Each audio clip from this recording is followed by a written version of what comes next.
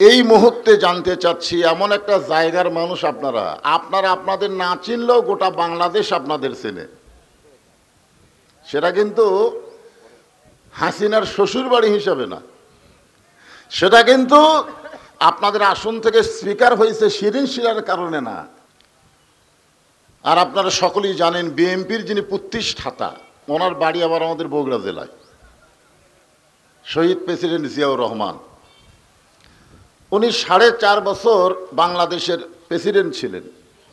দুনিয়া থেকে বিদায় নেওয়ার পরে ওনার একটা ভাঙ্গা ছোটকে ছাড়ার কিছুই নেই, মানে সব কিছু জনগণের খেদমতে উনি ব্যয় করছেন।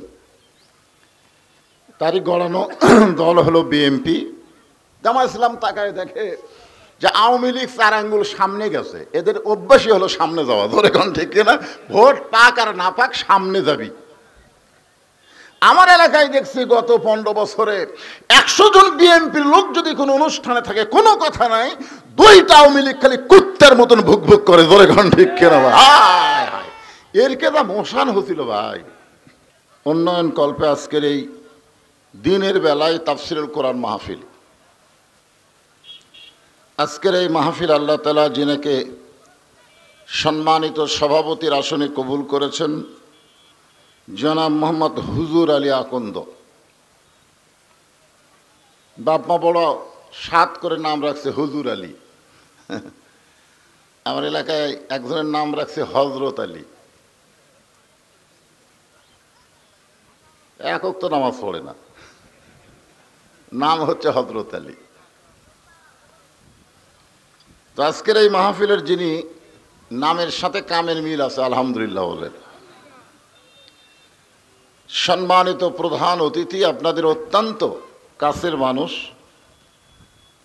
জনাব মোহাম্মদ সাইফুল ইসলাম, আগামীতে আপনাদের বড় পরিসরে খেদমত করার নিয়ত করেছেন। ওনার আগে যিনি বক্তব্য দিলেন উনি তো বলেই দিয়েছেন যে উনি ধানের শীষ নিয়ে আগামীতে আপনাদের সামনে আসতেছেন। আমাকে বলেছে হুজুর দোয়া করা লাগবে। একবার দোয়া করছিলাম, আল্লাহ ওনাকে চেয়ারম্যান করছিল। তো এবার তো চেয়ারম্যানের দোয়া দিয়ে কাম হচ্ছে না, খুব বড় সড়ো একটা দোয়া। আসলেই জনগণের খেদমত করার নিয়ত যদি থাকে, দোয়া করার আগে আল্লাহ তাকে কবুল করে নেয়। যেরকম সুবহানাল্লাহ। আর আপনারা সকলেই জানেন বিএনপির যিনি প্রতিষ্ঠাতা, ওনার বাড়ি আবার আমাদের বগুড়া জেলায়। শহীদ প্রেসিডেন্ট জিয়াউর রহমান, উনি 4.5 বছর বাংলাদেশের প্রেসিডেন্ট ছিলেন। দুনিয়া থেকে বিদায় নেওয়ার পরে ওনার একটা ভাঙ্গা ছোটকে ছাড়ার কিছুই নেই, মানে সব কিছু জনগণের খেদমতে উনি ব্যয় করছেন। তারই গড়ানো দল হলো বিএনপি। সেই বিএনপির রংপুর জেলার আহ্বায়ক তিনি। আজকের এই মাহফিলের সম্মানিত প্রধান অতিথিকে অন্তরের অন্তঃস্থল থেকে আমি দোয়া করছি, আল্লাহ তার নেক নিয়ত নেক আশাকে কবুল করুক। সকলে বলে আমিন। সম্মানিত বিশেষ অতিথিবৃন্দ, সম্মানিত ওলামায়ে কেরাম, আমার সামনে যারা কঠিন গরমের মধ্যে বসে আছেন, এমন একটা ঘুপা জায়গা যে বাতাস ঢোকার কোনো সম্ভাবনা নেই, তারপরেও এখনও কিন্তু গরম কমেনি, ঠিক কিনা বলেন? আমাকে এভাবে ফ্যান দেওয়া হয়েছে ডাইরেক্ট, তারপরেও তো গরম লাগতেছে। এই কঠিন গরমের ভিতরে এই জান্নাতের বাগানে যারা আমার সামনে বসে আছেন, আমি আমার অন্তরের অন্তঃস্থল থেকে আপনাদের সবাইকে শুভেচ্ছা জ্ঞাপন করছি।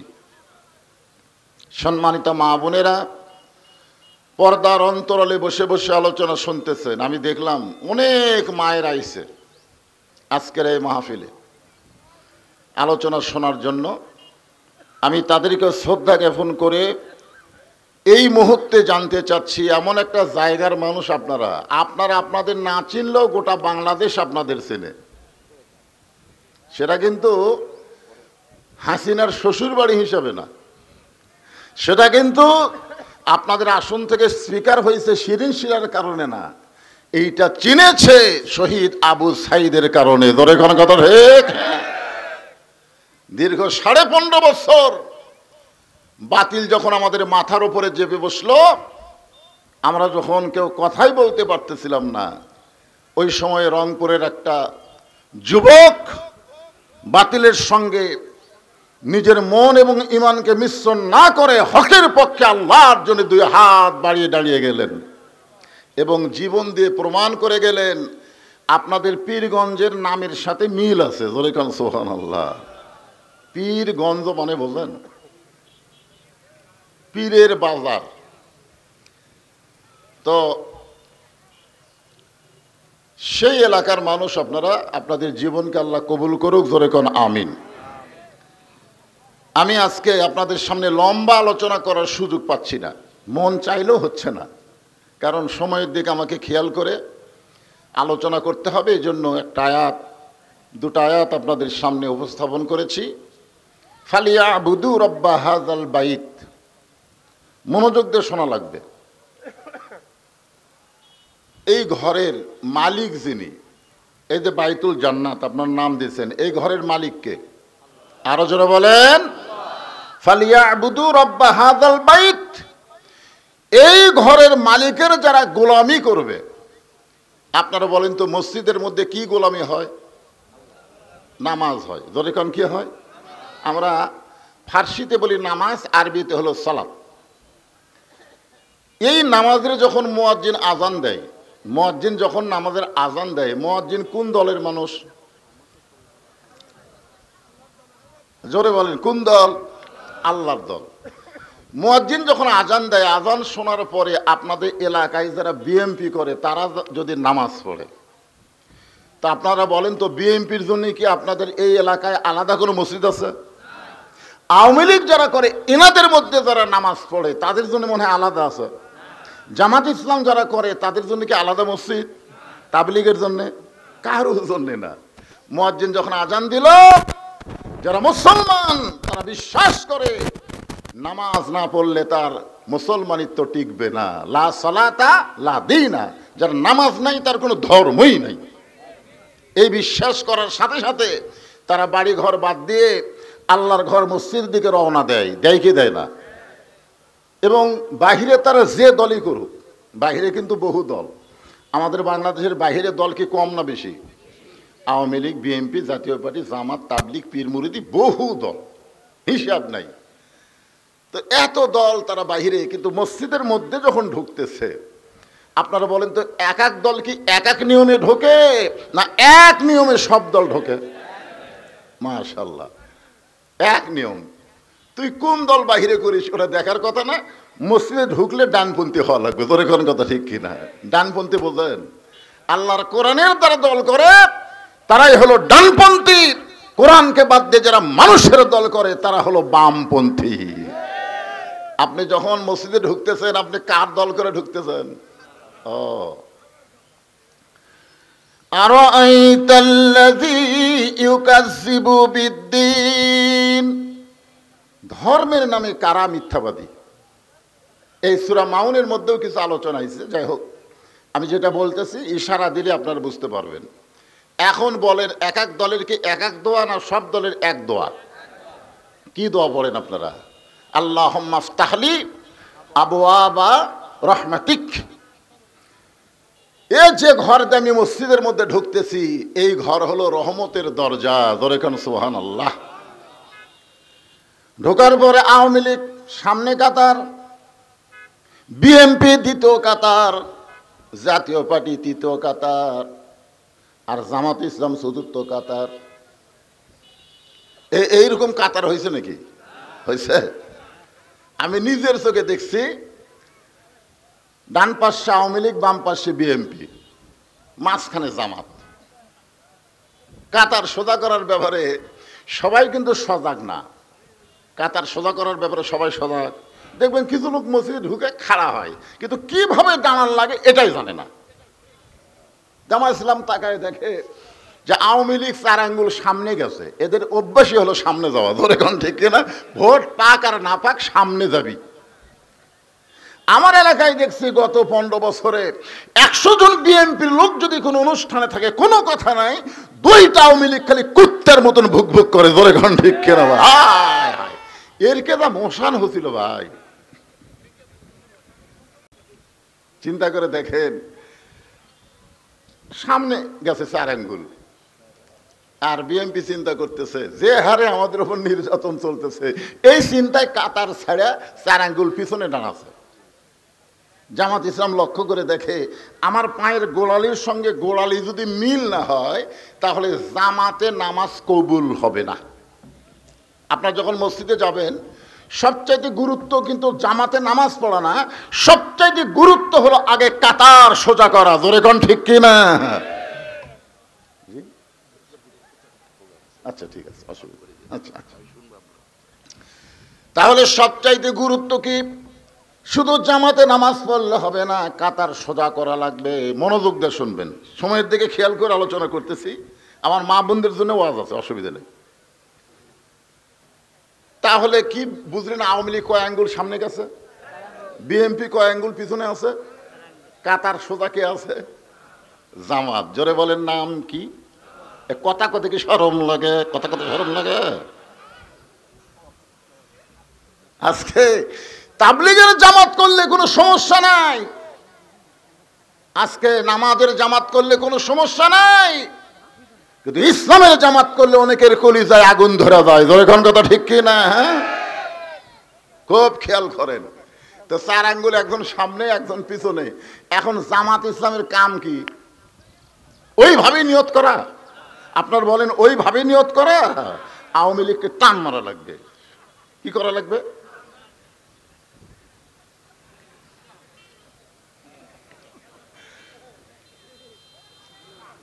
আজকে বাংলাদেশে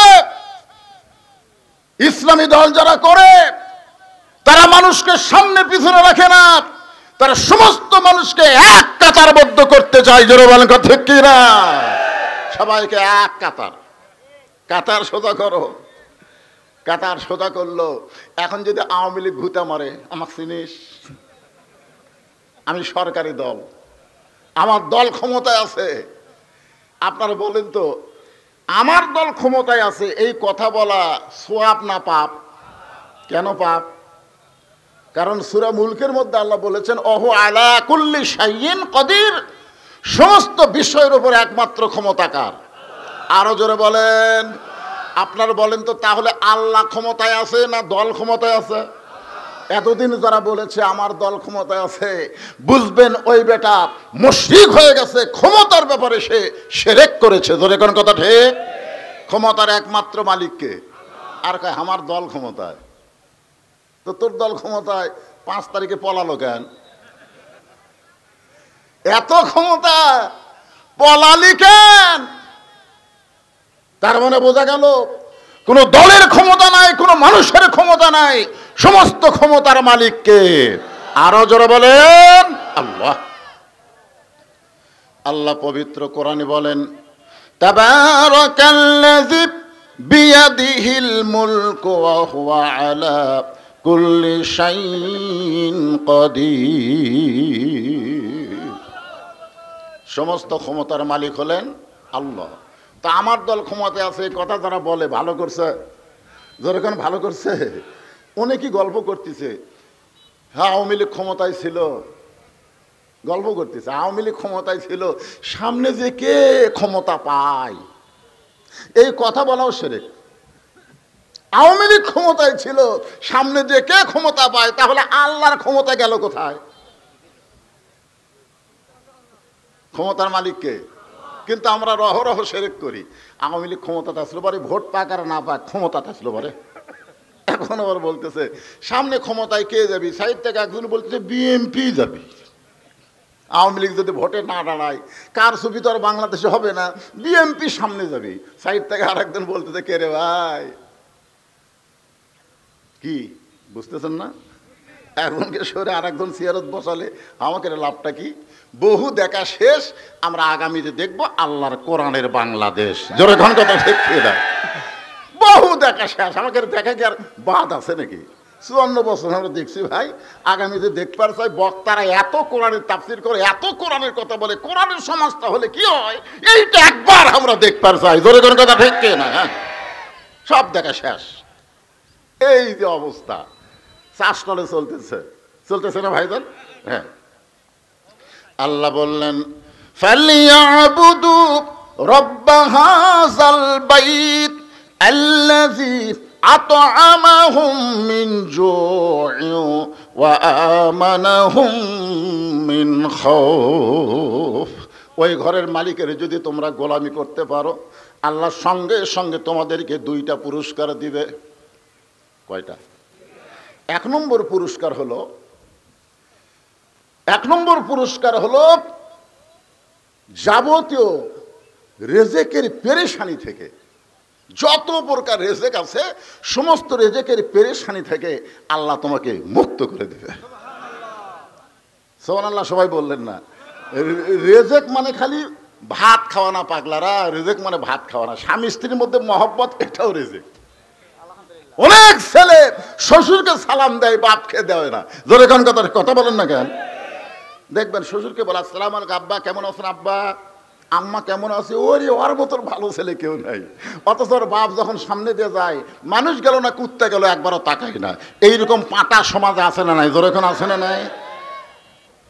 রেজেক মানে কি? রেজেকের বহু অর্থ। আমরা মনে করি রেজেক মানে রুজি।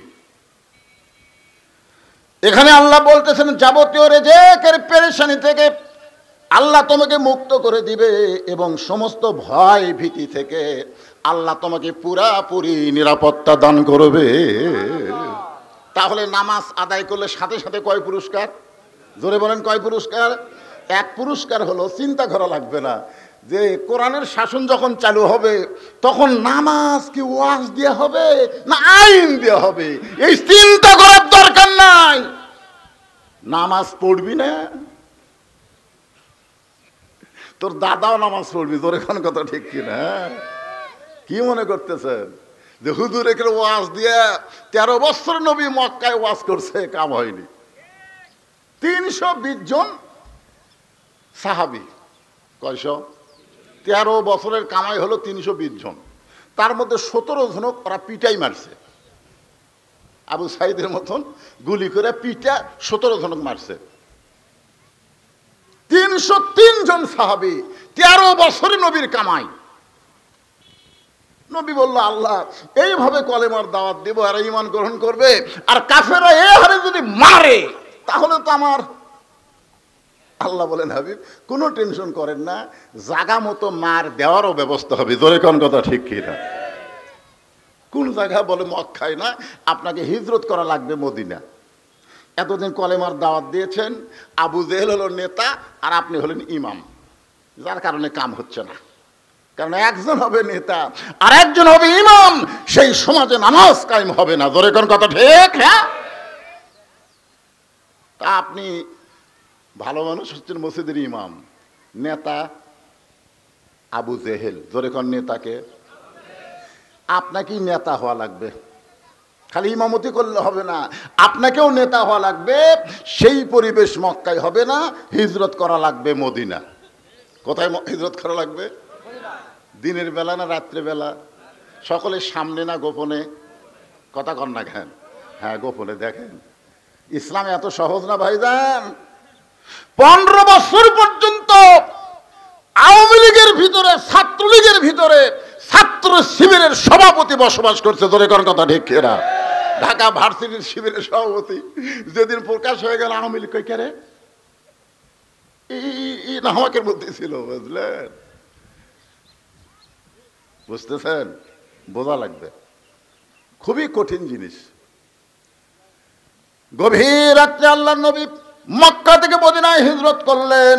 মদিনায় আসার পরে আবু জেহেলার নেতা না, নবী হলেন নেতা, নবী হলেন ইমাম। মানুষের আইন না, চলবে আল্লাহর কোরআন। আল্লাযীনা হুম ইম্মাক্কান্নাহুম ফিল আরদ, আল্লাযীনা হুম ইম্মাক্কান্নাহুম ফিল, আয়াতটা না না আল্লাযীনা,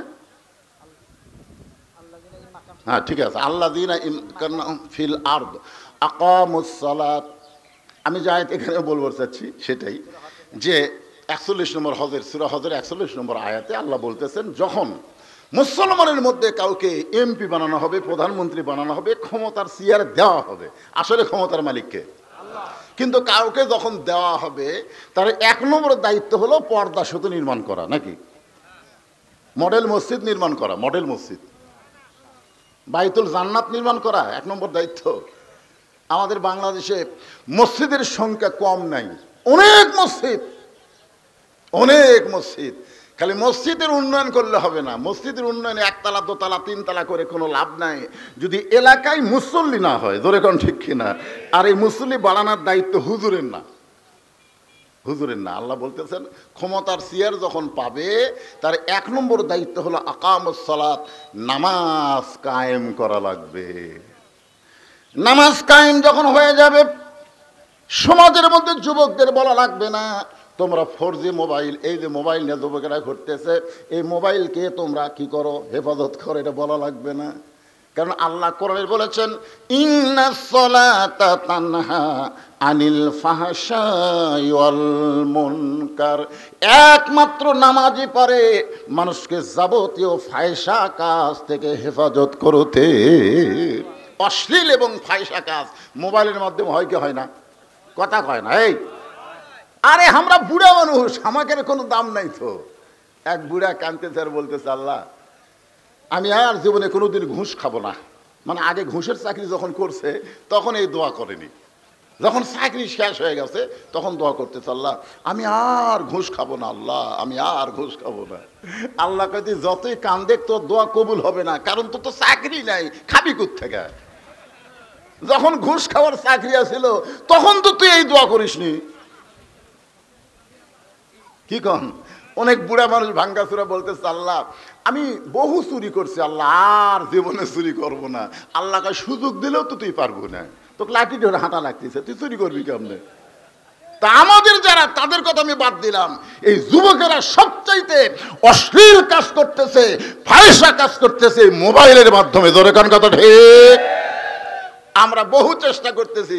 ও যুবকেরা, জানলা দরজা বন্ধ করে তুমি অশ্লীল ভিডিও দেখতেছো, তুমি মনে করছো তোমার বাপ মা দেখতেছে না, তোমার বাপ মা না দেখতে পারে, কেউ না দেখলেও সেখানে আল্লাহ দেখতেছে। ধরে কোন কথা ঠিক কি না? কেউ না দেখলেও আল্লাহ দেখতেছে, এটা বেনামাজের ইমানে কোনোদিন আসবে না।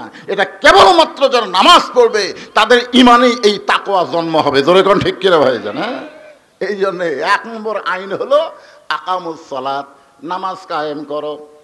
নামাজ যখন কায়েম হবে তখন মসজিদের উন্নয়নের জন্য বাহিরের লোকের কোনো টাকার দরকার হবে না। ওই গ্রামের যারা মুসল্লি তারা সবাই সুন্দর করে আল্লাহর ঘর গড়াইয়া দিবে। আপনার বলেন তো, আপনি 3 তলা 4 তলা যে বিল্ডিং করতেছেন, বাড়ি করতেছেন, এই বাড়ি করার জন্য আপনি কোনোদিন বাইরে টাকা আদায় করছেন? যে ভাই আমি 3 তলা বাড়ি করতেছি রে, 2 বস্তা সিমেন্ট লাগবে ভাই। জনগণ লাঠি বের করে বাড়ি বানাচ্ছে, আবার ভিক্ষা করতেছ। ফালিয়াবুদু রাব্ব হাযাল বাইত, খুব খেয়াল করবেন, এই বাড়ি এই ঘর আমার না, এইটা আমার আল্লাহর। জোরে বলেন কথা ঠিক? আল্লাহ যদি কয় কেরে বান্দা তুই দুনিয়াতে থাকতে পারবি না, অস্থায়ী, তুই অস্থায়ী একটা বাসিন্দা হইয়া 3 তলা বিল্ডিং করলি, 1 টাকাও ভিক্ষা করা লাগলো না, আর আমার ঘর বানাতে গিয়ে এত ভিক্ষা করলি কেন? এত ভিক্ষা করলি কেন? আমার রাসূল বলেছে যে একটা মসজিদ বানায় দেয় আল্লাহ তার জন্য জান্নাত একটা ঘর বানায় দেয়। এত বড় দামি কথা শোনার পরেও তোর পকেটে টাকা থাকার পরে তুই গামছার টাকা দিলি না কেন? এতে মুখে রাখতে ঘুরলো না? আছে না নাই? পকেটে টাকা আছে, 500 টাকা, 200 টাকা, 100 টাকা, 10 টাকা নাই, 10 টাকা নাই, ওই আর গামছার দিকে তাকাইনি। 10 টাকা নাই, তুই ফেরত যা। আর পকেটে 500 আছে, 200 আছে, 100 আছে। ওই 200, 100, 500 দাম বুঝেছে, কিন্তু আল্লাহর ঘরে দান করার দাম বোঝে নাই। ধরে কোন কথা শিক্ষিত ভাইজান? হ্যাঁ, খুব মনে করবেন, যখন নামাজ কায়েম হয়ে যাবে এই বিশ্বাসগুলো আপনাদের কলিজার মধ্যে আল্লাহ এমনি এমনি তৈরি করে দিবে, এবং রেজেকের যাবস্ত পেরেশানি থেকে আল্লাহ আপনাকে মুক্ত করে দিবে। রেজেকের মালিককে আরো জোরসে বলেন। আপনি যখন নামাজি হবেন আপনার ছেলেও নামাজি হবে, আপনার মেয়েটাও নামাজি হবে। আপনারা বলেন তো, 5 ওয়াক্ত নামাজ পড়নেওয়ালা কোনো মেয়ে কি বেপরদা হয়? যে মেয়ে 5 ওয়াক্ত নামাজ পড়ে সে মেয়ে কোনোদিন বেপরদা হয়ে রাস্তা ঘুরবে না, কোনোদিনও ঘুরবে না। যারা ঘুরতেছে এরা নামাজ পড়ে না। যখন কি করে কথা কয় না কেন? নামাজ পড়ে না। মেয়েরা যখন 5 ওয়াক্ত নামাজ পড়বে, নামাজ পড়বার গেলেই পর্দা কেমন করা লাগে নামাজই তাকে শিক্ষা দিবে। নামাজ পড়ার সময় কেউ যদি ওন্না মাথাত না দিয়ে নামাজ পড়ে, নামাজ হবে? খালি ওন্না দিলে হবে? এ হাতের এই পর্যন্ত ঢেকে নামাজ পড়া লাগবে, গোপন জায়গায় নামাজ পড়া লাগবে, কেউ যেন দেখতে না পায়। তাহলে চিন্তা করেন, একটা নারী নামাজ পড়তে গেলে যেই পর্দাটা গ্রহণ করে, এই পর্দা গ্রহণ করে যদি রাস্তায় আসে, একটা পুরুষ মানুষ দেখবার চাইলেও নারীদের দেখতে পারবে না। ধরে কোন কথা ঠিক কিনা? কারণ আমার মা বোনেরা, পর্দার অন্তরে বসে যারা আওয়াজ শুনতেছেন, আপনাদের 1 নম্বর আমল হলো পর্দা। নামাজ যখন কায়েম হয়ে যাবে, এই বাংলাদেশে পর্দার আইনটাও আল্লাহ কোরআনে বললেন, অকরনা ফি বুয়ুতিকুন্না ওয়ালা তাবাররাজনা তাবাররুজাল জাহিলিয়াতিল উলা। রে মেয়েরা, তোমরা ঘরের ভিতরে থাকো। হুকুম কার? যখন কোরআন দিয়ে রাষ্ট্র চলবে, এটা কি খালি কোরআনের মধ্যে থাকবে না সমাজের মধ্যে চালু হবে? কথা বলেন।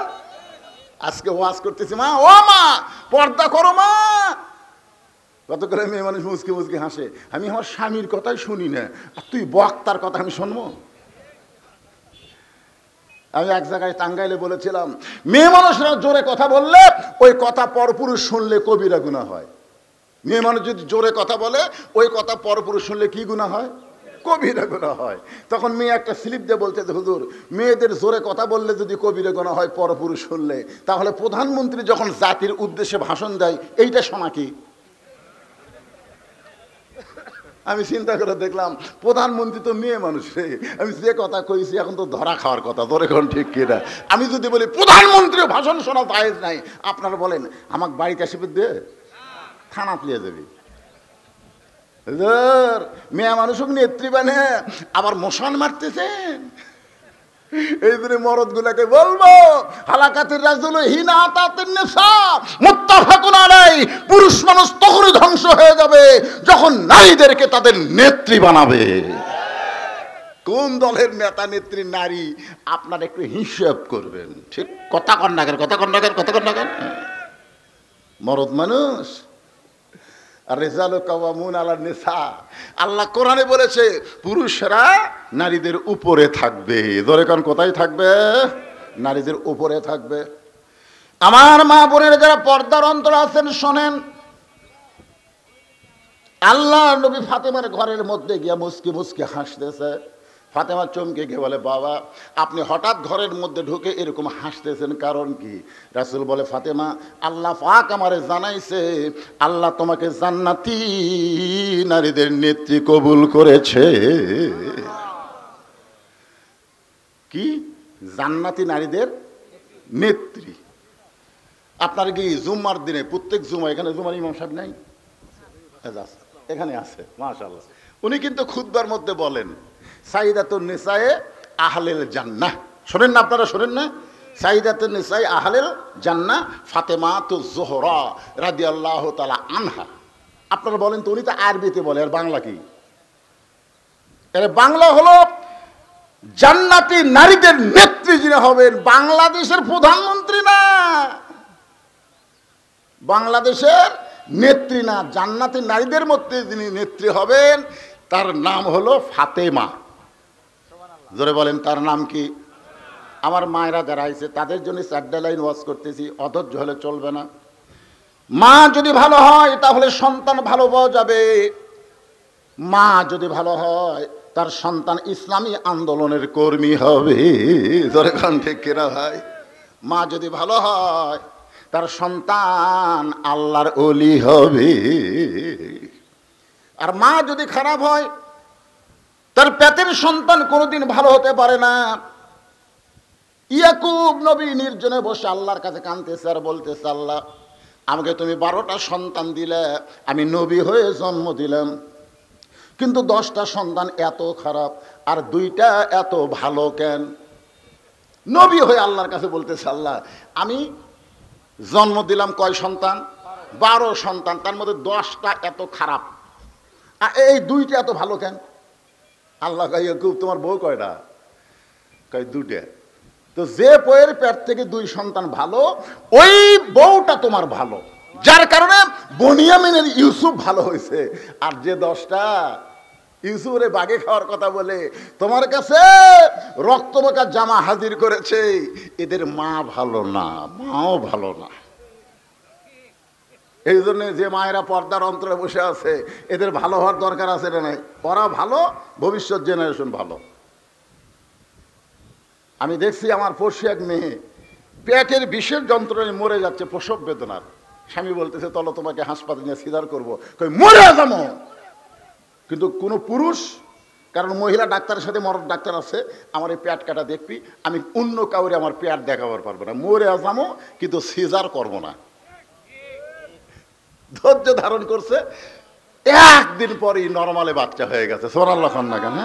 আপনি বলেন যেই মা তার পেট একটা ডাক্তারকে দেখাবে না এই মনে করে ধৈর্য ধারণ করে কঠিন কষ্ট সহ্য করলো, তারপরে আল্লাহ নরমালে বাচ্চা দিল, এই বাচ্চা কোনোদিন খারাপ হতে পারে না। ধরে কোন ঠিক? হ্যাঁ। আর পেটের বিষ না উঠলেই সিজারত নাম লেখা হয়। ওরে বাবা রে, 5 জন ডাক্তার মিলে একজনের পেট কাটতেছে, লাইড়িয়ে সাইড়িয়ে। কথা কর না কেন? এখন আর ভিতর থেকে যে মালটা বাড়াবে ই খুব ভালো হবে।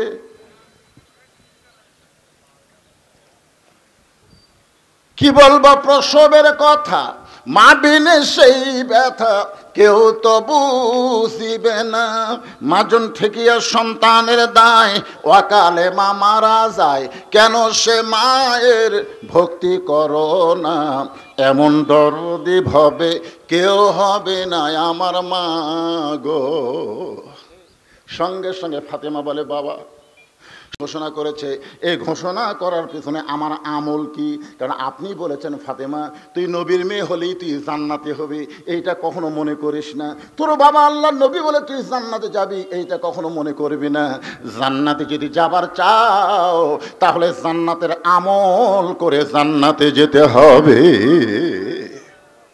আমি জান্নাতি নারীদের নেত্রী, আপনি আমারে কইছেন জান্নাতে যাবার গেলে আপনার মেয়ে হিসাবে আল্লাহ আমাকে জান্নাত দিবে না। আমি আল্লাহ বলতে পারবো না যে আমি বিশ্বনবীর মেয়ে আমাকে জান্নাত দেন। আল্লাহকে না, তোমার বাবা বিশ্বনবী হলেই তুমি জান্নাতে যাবার পারবা না। জান্নাতে যাইতে গেলে তোমাকে আমল করা লাগবে। ধরে কোন কি কথা কন দেখেন কি করা লাগবে? তা আপনি ঘোষণা করতেছেন আল্লাহ আমাকে জান্নাতি নারীদের নেত্রী বানাচ্ছে, তো এই নেত্রী হওয়ার পিছনে আমল কি? সঙ্গে সঙ্গে আল্লাহ নবী বলেন ফাতেমা এই জান্নাতি নারীদের নেত্রী হওয়ার পিছনে তোমার আমল অনেকগুলো আছে, তার মধ্যে 1 নম্বর আমল হলো পর্দা। 1 নম্বর আমল কি? আরো জোরে। বর্তমানে আপনাদের এই বড় কিপুর মসজিদপুর মা বোনদের পর্দা কেমন? মাথা লড়ালে হবে না। আপনি স্বামী হিসাবে পারতেছেন না, কিন্তু কোরআন দিয়ে যখন বাংলাদেশ চালু হবে আপনার বউকে পর্দা করাই লাগবে। আপনি পারতেছেন না, আপনি পারবেন না তো, কেন অধিকাংশ বউ স্বামীর কথা শোনে না। কথা কন না কেন? আরে আমার দাও তাই খেলা আপনাকে গুলে না।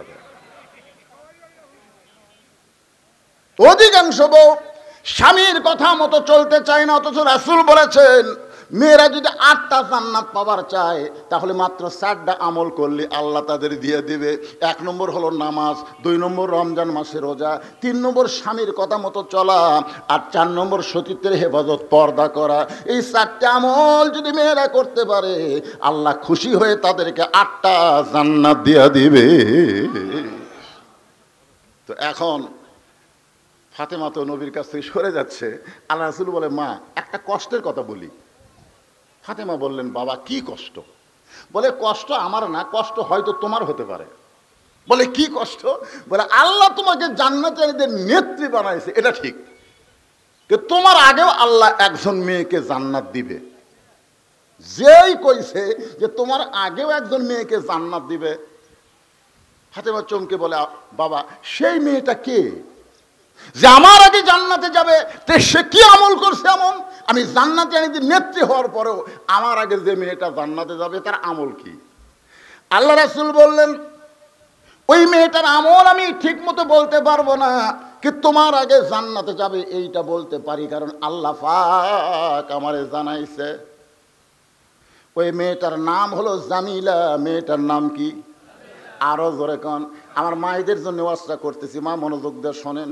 ওই মেয়েটার স্বামী হলো একজন কাঠুরিয়া। কাঠুরার বিবি জামিলাকে আল্লাহ তোমার আগে জান্নাত দিবে, কারণ জামিলা দুনিয়ার সবচাইতে তার স্বামীকে বেশি গুরুত্ব দিয়েছে। দুনিয়ার আসমানের না, দুনিয়ার কথা বলতেছি। আপনারা মনে করেন না সব কিছু বলে কি দুনিয়ার সব কিছু। আসমানে কে? আল্লাহর চাইতে গুরুত্ব কাউকে দেওয়া যাবে? কথা বলেন, যাবে না। এখন আপনারা বলেন, একজন বিবির কাছে স্বামীর গুরুত্ব বেশি না নবীর গুরুত্ব বেশি? কথা কয় না। একজন বিবির কাছে স্বামীর গুরুত্ব বেশি না নবীর গুরুত্ব বেশি? চিন্তা পড়ে গেছেন।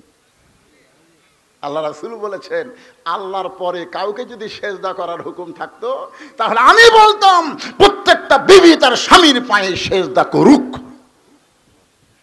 এই কথা দ্বারা নবী বুঝাইলেন আল্লাহর পরে, এই মেয়েরা শোনো যারা পর্দাতে আছো, আল্লাহর পরেই তাদের 1 নম্বর গুরুত্ব যিনি, তিনি হলেন তার স্বামী। জোরে বলেন, নাম কি? এখন আপনারা বলেন, বউগুলা কি স্বামীর সাথে ভালো ব্যবহার করতেছে? করবে। যেদিন কোরআন যা বাংলাদেশ চলবে, প্রত্যেকটা বউ স্বামীর গুরুত্ব বুঝে সম্মান করতে বাধ্য হয়ে যাবে। বলেন সুবহানাল্লাহ। অনুনাজ্জিলু মিনাল কুরআনি মা হুয়া শিফাউ ওয়া রাহমাতুল লিল মুমিনিন। এর বাংলা অর্থ হলো সব সমস্যার সমাধান। আপনারা বলবেন দিতে পারে আল কোরআন, বলতে পারবেন না ভাইজান? সব সমস্যার সমাধান, আরো জোরে, সব সমস্যার সমাধান। আপনার ছেলেটা আপনার কথা মতো চলে না, ওই মেসি নেইমার ব্যস্ত, রাত 3টা পর্যন্ত আর্জেন্টিনা খেলা দেখে, আজান দিলে ঘুমাই। এরকম পাটা আছে না নাই? জোরে কোন আছে না নাই? আপনি মনে করতেছেন বা আমি বুড়া হয়ে গেলাম, আর আমার ছেলে যে জোয়ান তাগড়া, ই তো মেসি নেইমারের পাগল হচ্ছে, ই তো আল্লাহর পাগল হয় নাই। কি করবো আমি? আল্লাহকে তোমার কিছু করা লাগবে না। কোরআনের রাত যখন চালু হবে, তোমার ওই আয়া বেটা নামাজ পড়তে বাধ্য হয়ে যাবে। জোরে কোন কথা ঠিক কিনা? চিন্তা করতেছো আমার মেয়ে তো পরিমণি হয়ে গেছে, বেপরদা হয়ে খালি রাস্তা হাঁটে, ছেলেদের সাথে মিস কল মারে, আমি কি করব? আল্লাহকে কিছু করা লাগবে না, খালি কোরআনের সমাজ প্রতিষ্ঠার আন্দোলন করো, তোমার মেয়েরে আল্লাহর কোরআন পর্দার মধ্যে যেতে বাধ্য করে দিবে। জোরে কোন কথা ঠিক কিনা? অসহায় যারা, তারা মনে করতেছে আমরা কি করব? আপনি জানেন এ কোরআন দিয়ে যখন রাষ্ট্র চলবে, 2 নম্বর হলো আতাউ যাকাত। জাকাত ভিত্তিক অর্থনীতি চালু হবে। কোন গরিব মানুষ ধনীর বাড়ি যাওয়া লাগবে না, বরং প্রত্যেকটা ধনীরাই গরিবের দরজায় দরজায় ঘুরবে। ধরে কোন কথা ঠিক কিনা?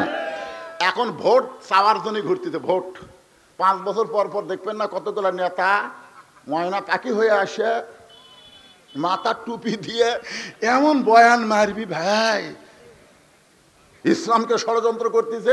বুঝাবার যাচ্ছে যে আমাদের মতন কিছু হুজুরা এসে একটা দলের কাম করতেছে, আমরা সেই দলের কাম অতীতেও করেছি, ভবিষ্যতেও করব, যে দল আল্লাহর কোরআন দিয়ে রাষ্ট্র চালাবার চাই। ধরে করে কথা ঠিক কিনা? তুমি কি মনে করছো কোরআনের মাহফিলে এসে আমরা রবীন্দ্রসঙ্গীত গাবো? এইটা মনে করা ভুল। এটা মনে করা কি? কথা বলেন না কেন? এটা মনে করা ভুল। ভাইজান, যে কথা বলতেছে একটু খেয়াল করে শোনেন। ধনীরা ঘুরবে গরিবদের দরজায়, গরিবরা দরজা বন্ধ করে দিবে, কারণ ধনীরা এসে গরিবের দরজায়, গরিব দরজা বন্ধ করে দিছে। এক ধনী বলতে, ভাইজান আজকে 7টা দিন হলে জাকাতের 1 ব্যাগ টাকা নিয়ে ঘুরতেছি, এখন পর্যন্ত গরিব দরজা খুললো না। তুমি একটু দরজা খোলো ভাই, 1 ব্যাগ টাকা দিয়ে আমি আল্লাহর রাস্তায় একটু মুক্ত হবার চাই। সুবহানাল্লাহ কবেন না? 1 ব্যাগ টাকা নিয়ে দরজা কান দিচ্ছে। গরিব বলতেছে ইয়া কানা বুধু বা ইয়া কানাস্তাইন। আপনারা বলেন তো এটা কোথায় শিখছে? না না, সূরা ফাতিহা কোন জায়গায় পড়া লাগে? লা সালাতা ইল্লা বি ফাতিহাতিল কিতাব। নামাজই হবে না যদি সূরা ফাতিহা না হয়। জোরে করে কতক্ষণ না কেন? তাহলে এটা আপনি কোন জায়গায় পাইছেন? ইয়া কানা বুধু বা ইয়া কানাস্তাইন নামাজের ভিতরে। জোরে করে কার ভিতরে? বলতেছে ভাই আমি যতই গরিব হই না কেন রে, আমি নামাজ পড়ি, আর নামাজের মধ্যে আমার ঈমান আমারে শিক্ষা দিয়েছে, সাহায্য যদি পাবার চাও একমাত্র আল্লাহর কাছে চাও, তোর জাকাতের টাকা আমার দরকার নেই। যা দেখবেন আমার এলাকার এক মুরব্বী, বহু লোক এসে তাকে ইফতারের দাওয়াত দেয়, না বাবা এত কষ্ট করে রোজা থেকে আমি ইফতারের সব তোক দিবার পারবো না। আমি একদিন তারা বুঝাইলাম, দাদা শোনেন, আপনি কি মনে করতেছেন, রাসূল বলেছেন কেউ যদি কাউর ইফতার করায় তাহলে রোজাদারের ইফতারের কোনো সওয়াব কমতি হবে না, কোনো সওয়াব কমতি হবে না, বরং যে ইফতার করালো সে একটা রোজাদারের সওয়াব পাবে। বলেন সুবহানাল্লাহ। আমার কয় তুই হুজুর মানুষ, তুই 14 বার ইফতার কর, যায় আমার হাদিস শিখাস না, কিন্তু এত কষ্ট করে রোজা থাকে ওর বাড়িতে ইফতার করে আমি রোজা দেবো নাকি? তার মানে কি, যতই তুমি পোলাও খাওয়াও বিরিয়ানি খাওয়াও, ওই এক গিলাস পানি খাবি, এক মুঠ মুড়ি খাবি, তা অন্যের বাড়িতে ইফতার করবি না। কথা কন না কেন? তুমি এক ব্যাগ টাকা লিয়া জাকাতের টাকা লিয়া দরজাত বসে আছো, আর তুমি মনে করছো আমি দরজা খুলে তোমার টাকা নেব? নামাজ আমার শিক্ষা দিয়েছে ইয়াকা নাবুদু ওয়া ইয়াকা নাস্তাইন। লোকটা চিন্তায় পড়ে গেল, আল্লাহ ধনী না হয়ে যদি গরিব হতাম তাহলে আমার বড় ভালো হতো, ধনী না হয়ে যদি গরিব হতাম তাহলে দরজা খুলে বসে থাকতাম, ধনীরা আমাকে দিয়ে যেত। কি কষ্ট রে, 7 দিন ওরা ঘুরতেছি, একটা লোকও টাকা নেয় না। মনের দুঃখে মরুভূমির মধ্যে গেছে, যা থেকে বস্তা মাথার দিয়ে একজন ঘুম পাড়তেছে, দেখা গেল মনে করছে পাইছি রে, আসসালামু আলাইকুম, বস্তাওয়ালা লাভ টাকা আলহামদুলিল্লাহ। দেখা গেল সালাম দিলাম, ওয়ালাইকুম আসসালাম না বলে আলহামদুলিল্লাহ কেন? বলে এক বস্তা টাকা নিয়ে 15 দিন ঘুরতেছি ভাই, এখন পর্যন্ত গরিব নাই, তোমাকে গরিব মনে করে আল্লাহ শুকর আদায় করছি, টাকার বস্তাটা লাও।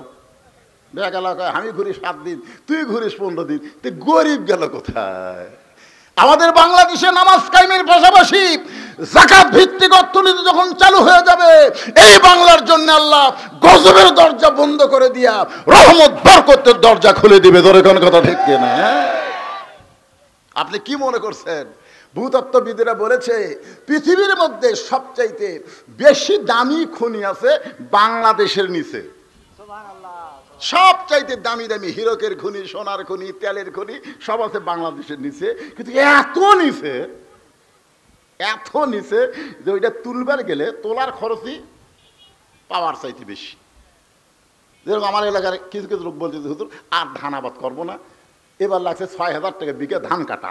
কি কাটা কার করোনা, যা ধান পাই দিতেই যায়।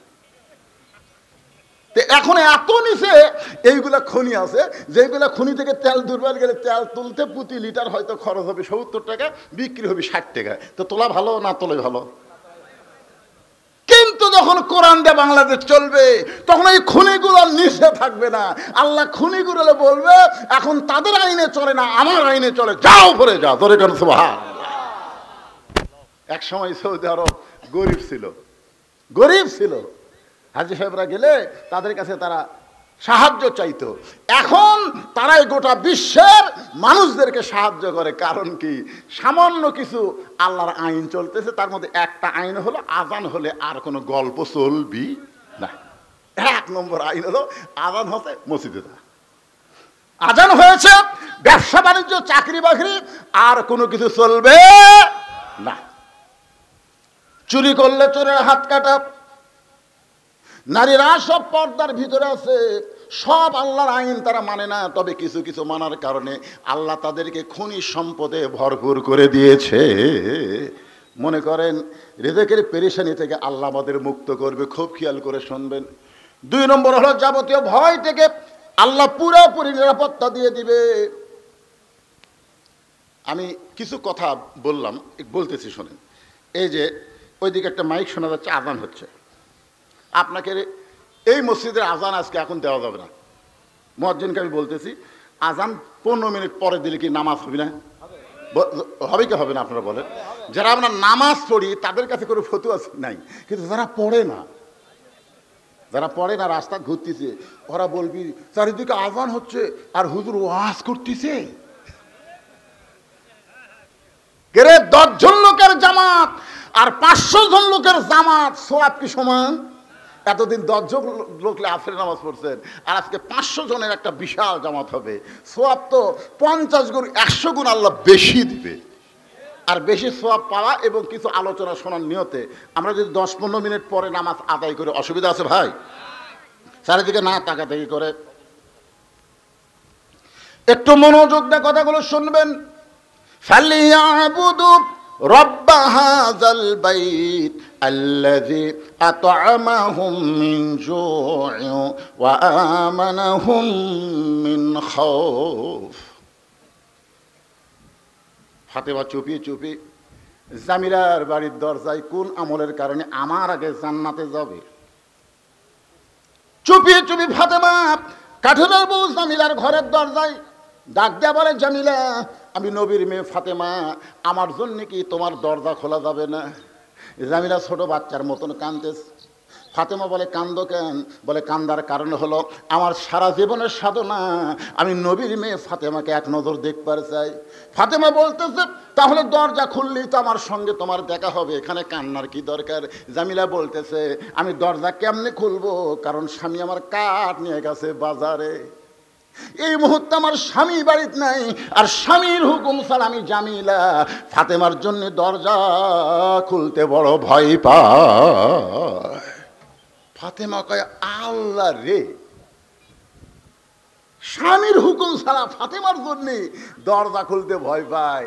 এর কথা হলো 1 নম্বর নারীদের পর্দা, আর 2 নম্বর হলো স্বামীদের কথা মতো চলা। ধরে কোন ঠিক? হ্যাঁ, আমার মায়েদের জন্য বললাম। মা, এখন চলে আসি মূল আলোচনায়। এই যে নামাজের কথা বলতেছে, আমি আল্লাহর ঘরের কথা দেওয়া শুরু করলাম। এই ঘরটা হলো কার? আরো জোরে। সবার মনে হয় বিশ্বাস নাই, এ ঘর কার? আর এই জায়গা মসজিদ যে হারে জোরে করছেন, এই জায়গা আল্লাহর সে হারে জোরে করে জায়গা আলাসেবাদী হবে। দেখাচ্ছেন না? আমার কথা দিয়ে খেয়াল করে, আপনি কি দেখাচ্ছেন না? দেখাচ্ছেন।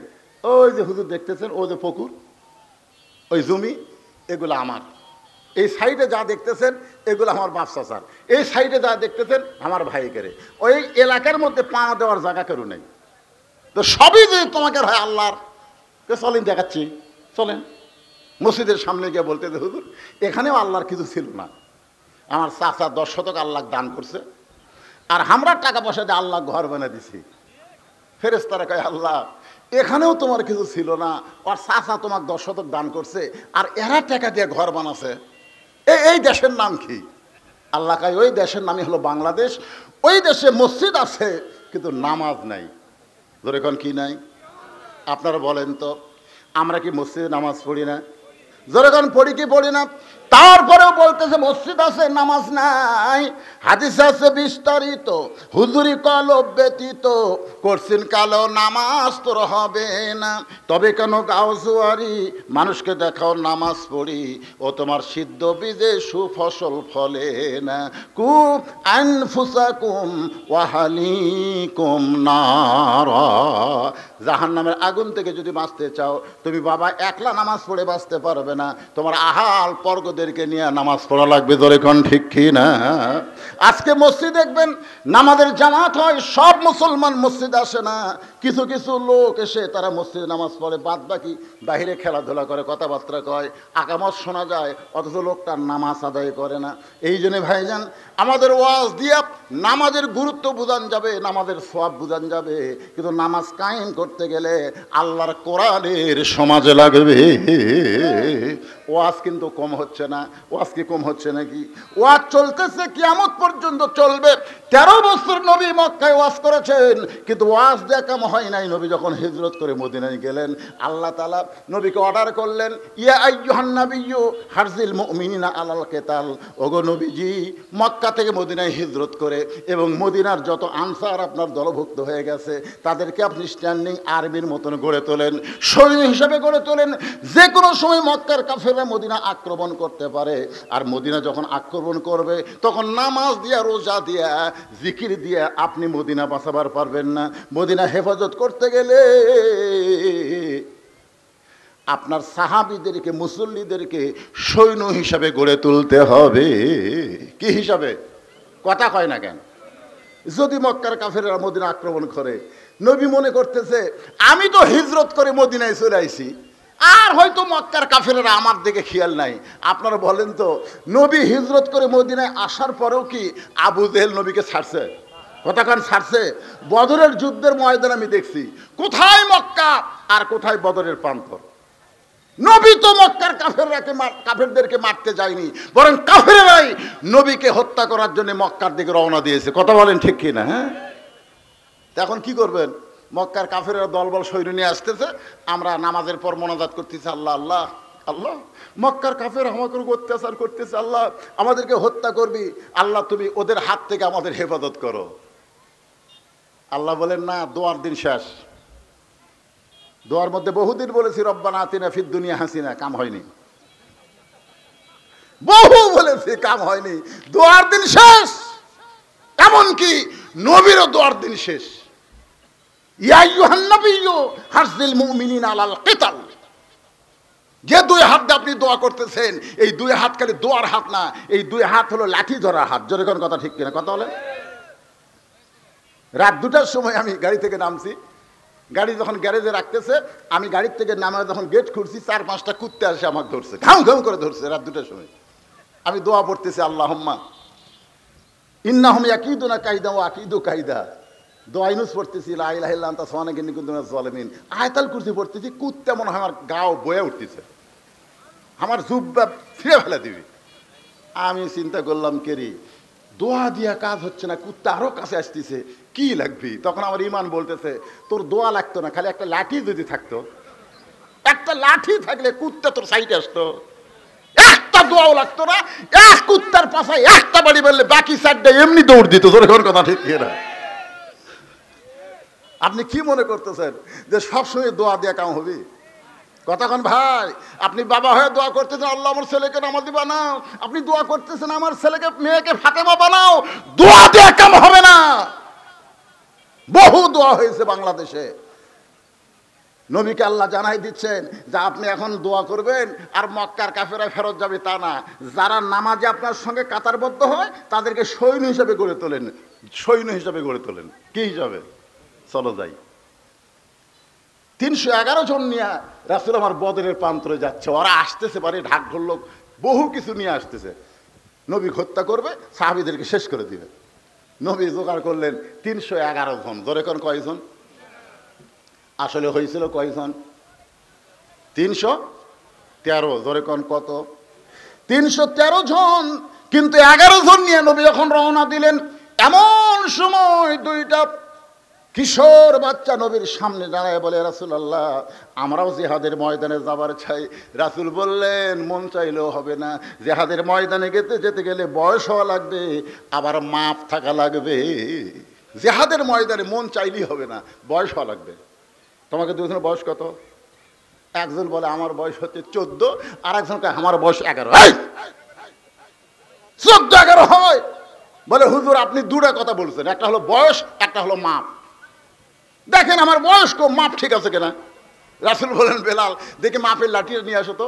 মাপের লাঠি দিয়ে নিয়ে আইছে, হয় না তো, কিন্তু বুড়া আঙ্গুলে ভর দিছে, বুড়া আঙ্গুলে ভর দেয় লাঠির মাথা পর্যন্ত মাথা ঠেকাছে। আল্লাহ রাসূল বলতেছে, এই পাগলা কি করতেছিস? তুই মাথার সঙ্গে মাথা লাগালে হবে না, তোর পায়ের খবর কি? কিশোর বাচ্চা বলে, হুজুর ওরা ফানা এলাকা জিকরাক। জোরে সুবহানাল্লাহ। আপনাকে আল্লাহ সবার উপর সম্মান দিয়েছে, আপনি মাথার দিকে দেখবেন, পায়ের দিকে দেখেন কেন? আপনি দেখেন মাপে ঠিক আছে কিনা, খালি সেটা দেখেন। আল্লাহ রাসূলের চোখ দিয়ে আনন্দে পানি বের হয়ে গেছে। জিহাদের ময়দানে গেলে রক্তাক্ত হবে, জীবন যাবে। এরপরেও বলতেছে, রাসূলুল্লাহ আপনি মাথার দিকে তাকায় দেখেন মাপে ঠিক হয়েছে কিনা। রাসূল বললেন, সাহাবীরা আমি কি করব? সাহাবীরা বলে, হুজুর এর ঈমানের এত পাওয়ার, একে সৈন্য হিসাবে আপনি কবুল করে নেন। আচ্ছা ঠিক আছে, 312 জন। ও কয় কে ভাই, একসাথে 2 ভাই দৌড়াচ্ছি, তুই হলো আমার খবর কি? রাসূল বলতেছে, মাপে হওয়া লাগবে, মাপে আসিস? তখন হুজুর আপনি জানতেছেন না, এই লম্বা আছে কিন্তু শক্তি নাই, বিশ্বাস যদি না করেন আমাকে 2 ভাগ লাগে দেন। আপনি কি খবর চাচ্ছেন? মাফেই যদি না হয়, দেহ শক্তি নাই, লাগে দিয়ে দেখেন। রাসূল কয়, ঠিক আছে তোমরা 2 ভাই কুস্তি করো। ছোট ভাই বড় ভাইয়ের কানত বলতেছে, মাঠে কিন্তু হয়ে গেছে, তুই তলে পড়লো বাদ পড়বি না, কারণ হয়ে গেছিস তো, কিন্তু আমার খবর কি? একটু একটু দুর্বল হয়ে তুই নিচে পড়, আমি উপরে উঠে রাসূলকে দেখাই যে আমার শক্তি আছে। জি, একটু দুর্বল হয়ে নিচে পড়, আমি একটু নবীরে দেখাই তোর চাইতে আমার শক্তি বেশি। বড় ভাই বলতেছে নবীর সামনে গোজা মিল দেওয়া যাবে, কিন্তু আল্লাহর সামনে কেমনে দিবি? তোরা আমার মুখ কানে কথা হয়, এর নাম হলো মোনাজাত। মুখ আর কান একত্রতার নাম কি? মোনাজাত। ছোট ভাই বলতেছে ভাইজান, আল্লাহ রাসূলকে ডান দিক থেকে যখন তীর মারবে, তুমি না হয় ডান দিকে দাঁড়াইলা, কাফের দিক তীর তোমার দেহের মধ্যে নিলা, কিন্তু বাম দিক থেকে যদি তরবারি মারে, তাহলে বলো বাম দিকে কে দাঁড়াবে? সামনের দিক থেকে যখন বর্ষা মারবে, তুমি না হয় ঢাল হয়ে সামনে দাঁড়াবা, পিছন দিক থেকে কেউ যদি তীর মারে, তাহলে বলো পিছন দিকে কে দাঁড়াবে?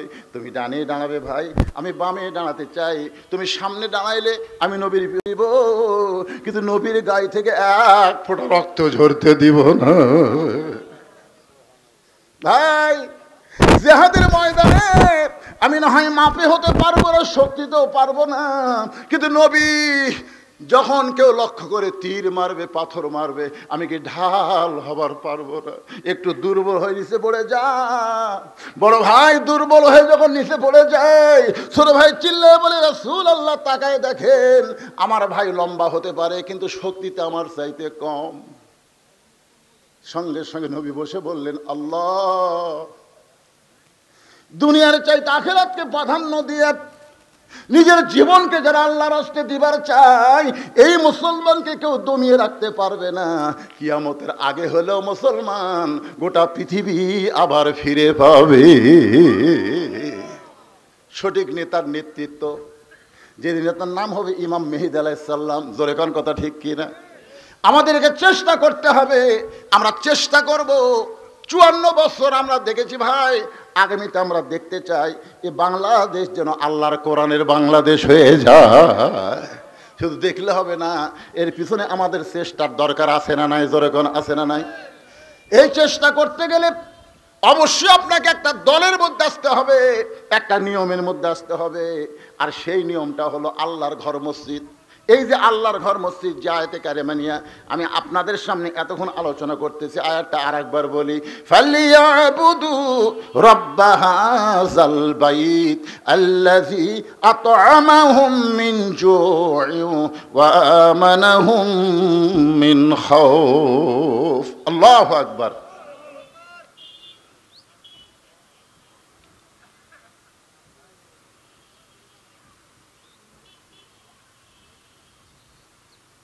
ঠিক আছে, এখানে কিছু কিছু লোক আছে যারা এখনো দান করেনি। আমি তো মনে করছিলাম আমার জামাইকে আমি বলেছিলাম যে যত প্রকার আদায় থাকে তুমি করে নিও, তারপরেও যদি কিছু লোক না দেয়, এরকম যদি কেউ থাকে, আমি মোনাজাতের আগ দিয়ে আপনাদের কাছে একটু হাত বাড়াবো আল্লাহর ঘরের জন্য। ওটা বসা করবেন না বাদান, এখানেই তো জামাত হবে, বিশাল জামাত হবে। আপনারা কেউ কেউ আছেন যে আল্লাহর ঘরকে মহব্বত করে জীবনের শেষ দান বিশ্বাস করে, আর হয়তো দান করার সুযোগ আল্লাহ আপনাকে নাও দিতে পারে। কারণ নবী যখন মদিনায় আসলেন, সর্বোত্তম যে মসজিদ নির্মাণ করলেন, সে মসজিদে কিন্তু নববী না, সে মসজিদের নাম হলো মসজিদে কোবা। ওই কোবা মসজিদের জায়গাটা নবী খুব পছন্দ। আল্লাহ রাসূল বলেন এই জায়গাটা কার? তো বললেন হুজুর 2 এতিম সন্তানের। রাসূল 2 এতিমকে ডাক দিয়ে বললেন এই জায়গাটা আমার পছন্দ। 2 এতিম বললো আপনি জায়গায় কি তৈরি করবেন? আল্লাহর ঘর মসজিদ তৈরি করব। তোমরা জায়গার বিনিময়ে কি চাও? 2 বাচ্চা বললো বিনিময়ে আমরা আল্লাহর জান্নাত চাই। জোরে খান সুবহানাল্লাহ। সেই দিন নবী বলে দিলেন মসজিদ যারা তৈরি করে দিবে, মসজিদ তৈরিতে যারা সহযোগিতা করবে, বিনিময়ে আল্লাহ জান্নাত দিয়ে দিবে। এর চাইতে বড় পুরস্কার কি হতে পারে? আদায়ের কথা শুনলে লাভ দটে দৌড় দেন, আপনি সারা জীবন সেজদায় পড়ে থাকেন, আল্লাহর রাস্তায় দান করা থেকে যদি মাহরুম রাখেন, আপনার একটা নামাজও কবুল হবে না। কারণ আল্লাহ তাআলা দেখেন হুদাল্লিল মুত্তাকিন, এরপরে আল্লাহ বলতেছেন আল্লাযীনা ইউমিনুনা বিল গায়ব ওয়া ইউকিমুনাস সালাত ওয়া মিম্মা রাযাকনাহুম ইউনফিকুন। আল্লাহ দেওয়া সম্পদ থেকে, সম্পদের মালিক কিন্তু আপনারা না। আপনার পকেটে যে টাকা আছে সেই সম্পদ, টাকার মালিককে কথা কয় না, জোরে কন কে? আল্লাহ দেওয়ার সম্পদ থেকে আল্লাহ রাস্তায় যদি দান করতে না পারেন তাহলে আপনি মুত্তাকি হবার পারবেন না। এজন্যই যে যা পারবেন আল্লাহ রাস্তায়। কেউ বাকি আছেন? আমি মোনাজাত করবো তো আপনাদের নিয়ে, এই যেখানে লিখে দিয়েছে সেজন্য আমি বললাম আপনাদের, যদি কেউ বাকি থাকেন এখনো দান করেন নাই, আমি একজন মুসাফির মানুষ, মুরব্বী মানুষ, আমার হাতে যদি দান করতে চান এরকম যদি কেউ থাকেন ভাই, শেষে হয়তো বলবেন আমরা তো দিবার চাইতাম কিন্তু হুজুর তো চাইলই না। সেই কথাটাই আপনাদের সামনে উপস্থাপন করলাম। যদি কেউ এই ছেলেরাই ওটা বসা করো কেন, আমি তো জানি কিসের মুরব্বী আর কিসের সোনামণি, ওগুলা কিছু না, এটা অভ্যাস। উঠাকুটি যাবে, নামাজ পড়ে যাচ্ছে, দেখতেছে যে কিছুক্ষণ পর তো বেকায়দা। কারণ কতগুলো মুসলমানের সবচাইতে বড় বেকায়দা হলো নামাজ। জোরে কোন কথা ঠিক করে, সব ভালো লাগে কিন্তু নামাজের কথা বললে আর মন খারাপ। তো এই জন্য অনেকেই চিন্তা করতেছে কিছুক্ষণ পর তো নামাজ শুরু হবে। জি মুসলিম উদ্দিন, আল্লাহ তোমার একজন বান্দা তোমার ঘরের জন্য 500 টাকা দান করেছে, আল্লাহ তার দানকে কবুল করেন। জোরে কোন আমিন। এগুলা কি বাকি দিচ্ছে নাকি? বাকি বাকি আদায় হয়েছে, তাহলে আর খামাকে দুইবার করার দরকার আছে। ঠিক আছে। আস্তাগফিরুল্লাহ আল্লাযী লা ইলাহা ইল্লা হুয়াল হাইয়ুল কাইয়ুম ওয়া আতুবু ইলাইহি লা হাওলা ওয়া লা কুওয়াতা ইল্লা বিল্লাহিল আলিয়্যিল আযীম। আল্লাহুম্মা আমিন। আল্লাহুম্মা আনতাস সালাম ওয়া মিনকাস সালাম তাবারাকতা ইয়া যাল জালালি ওয়াল ইকরাম। আল্লাহ তোমার বান্দারা কষ্ট করে মেহনত করে দিনের বেলা আজকের জান্নাতের বাগান লাগাইছে। আল্লাহ আল্লাহ গো, মোনাজাতের মাধ্যমে আজকের জান্নাতের বাগানের সমাপ্তি হবে। আল্লাহ আমরা যারা আলোচনা করেছি আর যারা আমরা আলোচনা শুনেছি, জিকির আজকার দোয়া দরুদ হয়েছে, যদি কোনো ত্রুটি হয় ভুল হয় মাফ করে দিও। জাহাদিয়া মঞ্জুর করো মাবুদ। সোনার মদিনায় নবী পাকের রওজা মোবারকে আল্লাহ কবুল করে নিও। তামাম আম্বিয়ায়ে কেরাম, আসহাবে কেরাম, তাবিনে কেরাম, তাবা তাবিনে কেরাম, তামাম পৃথিবীর মাটির নিচে যত মুমিন মুমিনা শুয়ে আছে আল্লাহ সকলের আরো ফরে হাদিয়া কবুল করো। আল্লাহ আমরা যারা হাত তুলেছি, আমাদের মধ্যে জনম দুঃখী মা বাবা যাদের কবরের ঘরে চলে গেছে, আল্লাহ মেহেরবানি করে মা বাবার কবরকে জান্নাতের টুকরা কবুল করো। আমাদের দাদা দাদি নানা আত্মীয় স্বজন শ্বশুর শাশুড়ি যাদের কবরে গেছে আল্লাহ কবরবাসীদের মাফ করে দাও। আল্লাহ মসজিদ কমিটির সম্মানিত সভাপতি, মসজিদ কমিটির সম্মানিত সহসভাপতি, সেক্রেটারি, কেশিয়ার, মসজিদের ইমাম, মসজিদের খতিব, মসজিদের মুয়াজ্জিন, মসজিদের মুসল্লি, টাকা পয়সা দিয়া যারা তোমার ঘরকে সুন্দর করতে চায় তাদের সকলকে আল্লাহ তুমি কবুল করো। আজকের মাহফিলের সম্মানিত সভাপতি, আজকের মাহফিলের সহসভাপতি, আজকের এই মাহফিলের প্রধান অতিথি, বিশেষ অতিথি, আল্লাহ সকলকেই কবুল করো। আমি শুনলাম বিশেষ অতিথির মধ্যে একজন অসুস্থ, দোয়া চাইছে। আমরা সুস্থতার জন্য তার জন্য দোয়া করে আল্লাহ পুরোপুরি সুস্থতা তাকে দান করে দাও। পর্দার অন্তরাল আমার মা বোনেরা, আবিদা সালিহা পর্দা নিশি কবুল করো। আল্লাহ কতদিন, কত বছর, কত যুগ আমরা কোরআনের ওয়াজ শুনলাম। এই বাংলার জমিনে আমরা দেখতে চাই তোমার কোরআন দিয়া যখন রাষ্ট্র চলবে, এই দৃশ্য আমাদের সকলকে দেখার তৌফিক দিয়ে দাও। আল্লাহ এতদিন খারাপ মানুষকে আমরা 300 আসনের জন্য মনোনীত করে সংসদে পাঠাইছি, আগামীতে ভালো মানুষদেরকে আমরা যেন ওই জায়গায় পাঠাবার পারে আল্লাহ সেই ইমানি শক্তি আমাদেরকে দান করে দাও।